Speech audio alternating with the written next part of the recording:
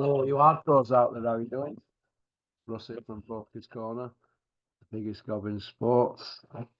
Thank you for tuning in, and thank you everybody for liking and subscribing and sharing them. Because we don't share them, the videos amongst your pals on WhatsApp and on your social medias, we can't get the point across on the big pork, can we? Or a little pork, is it?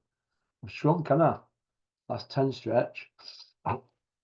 Right. Day of reckoning. Well, another what is it? Another 11 days or something to go. Not long, is it? Pop, pop, bang, eh? It's nearly here. All those fortunate people are going to get paid mega dough for going out there. I just hope that all the fighters on the show are going to get paid. That's all I hope.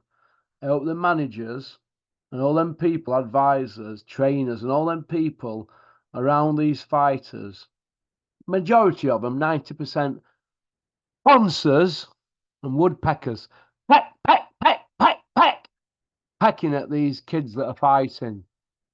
I just hope that they all get paid and everybody's happy. I don't think that's a lot to ask. Now, we've got 8 fights on. 8 fights. Let's have a look what we've got, and I'm going to give you a prediction. All right? Filip Hrgovic against Mark De Mori. Now, Hrgovic, he's mandatory, isn't he? For IBF belt. Now, it looks like he's going to be slipping into fight for the vacant belt after the first fight between Tyson Fury and Usyk in February.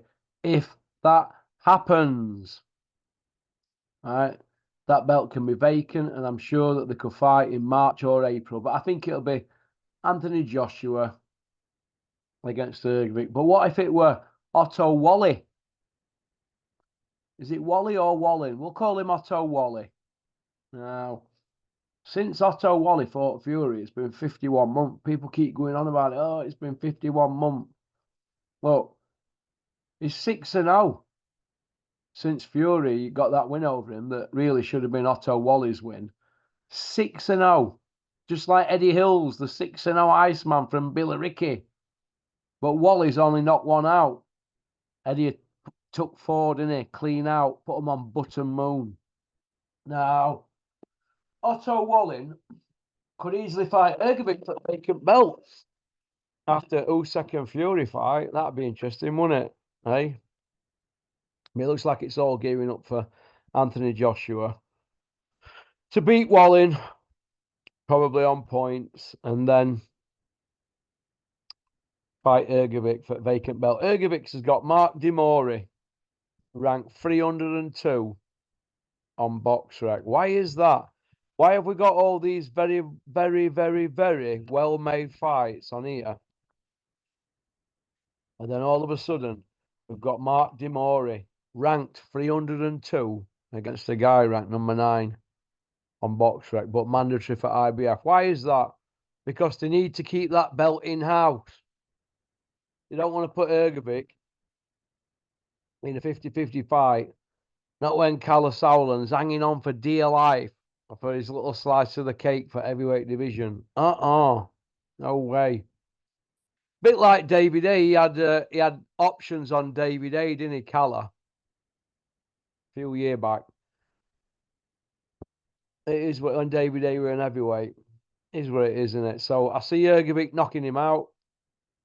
De Mori very quickly. Frank Sanchez against Junior Farr. Frank Sanchez.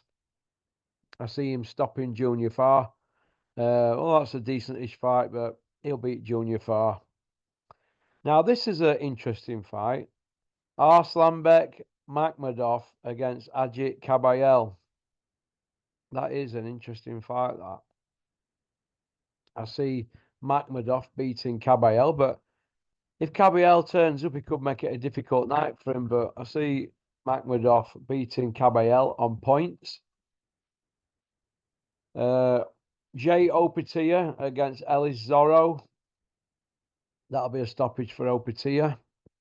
Daniel Dubois against Miller. I see him beating Miller. Who's Miller beat? AKA the Black Butterbean. Big fat dude like Miller. Jug cheat. Spoiling show. He shouldn't be on that show. Spoils it. If they don't have him on show, it's a decent show, that. By having him on there, Miller, like I just said, it spoils it. It's rewarding drug taking, isn't it? Do you know what I mean? It's the biggest show that's ever been for years. I know they're into world title online, but it's biggest show for years, this. And they're all getting very well paid, so Miller doesn't need rewarding. He's beat nobody. So I see Dubois stopping him. I do honestly, I see Dubois stopping him. But a lot of people see Miller doing Dubois, but I see Dubois stopping him. Dimitri Bivol against Lyndon Arthur. I want Lyndon Arthur to light him up.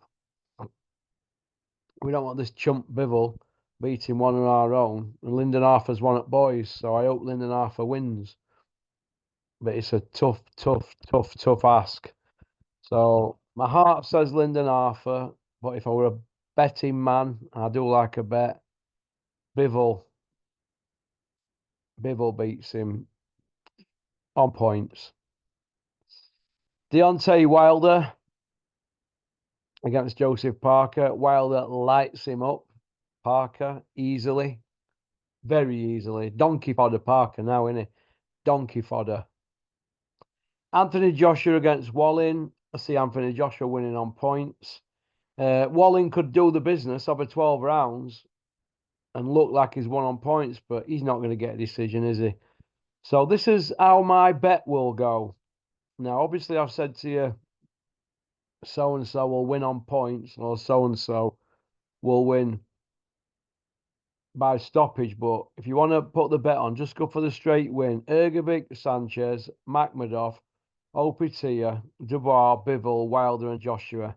That is a very, very, very easy accumulator. Very easy. But if you want to spice it up a bit, you can predict who's going to be a knockout and not. Now, you're guaranteed a knockout from Wilder, aren't you? And Ergovic, and Opatia, and Sanchez. They're your four that are guaranteed knockouts. The other four, they're not guaranteed. It's a close call. So I think them four for knockouts and the other four just for straight wins. But that's a good accumulator to have that. All right. So that's about it, really. So don't forget to get your bets on before the 23rd of December. Pop, pop, bang. Thanks for liking and subscribing. And leaving a comment. Oyaka.